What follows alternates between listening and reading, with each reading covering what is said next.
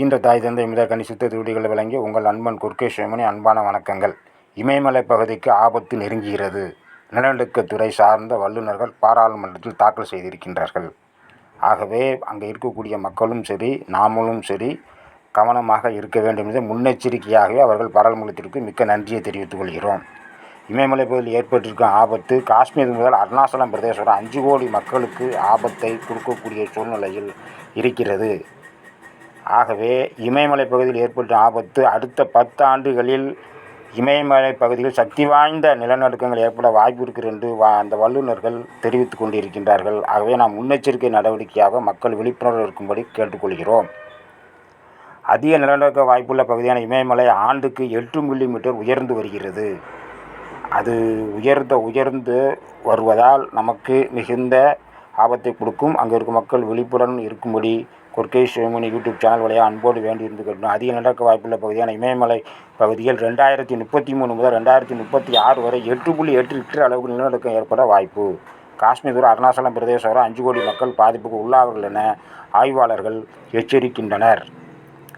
இமயமலை பகுதியில் ஏற்பட்டு கொண்டிருக்கும் 10 ஆண்டுகள் இமயமலைக்கு வரவிருக்கும் ஆபத்தை நான் முன்கூட்டியே சொல்வதனால் நாம் மக்கள் விழிப்புணர்வோடு இருக்க வேண்டும்.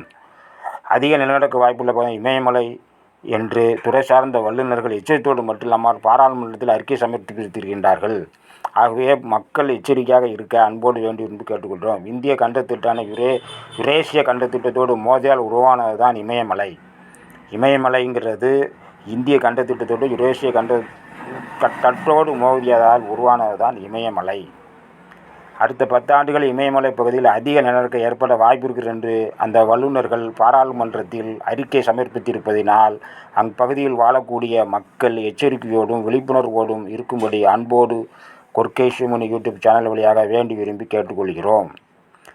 மேலும் இமயமலை புனிதமாக கருதப்படுவதால் அதிக நிலநடுக்க வாய்ப்புள்ள இமயமலை பகுதி 500 ஆண்டுகளுக்கு முன்பை விட வீரியமாக நகர்ந்து கொண்டிருக்கிறது.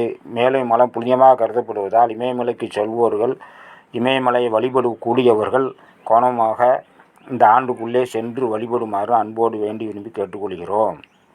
மேலும் காஷ்மீர் முதல் அருணாச்சலம் பிரதேசம் வரை 5 கோடி மக்களுக்கு இது இருப்பதனால் வழிபடக்கூடியவர்கள் விரைவில் வழிபடும் அன்போடு வேண்டி விரும்பி கேட்டுக்கொள்கிறோம். நன்றி, வணக்கம்.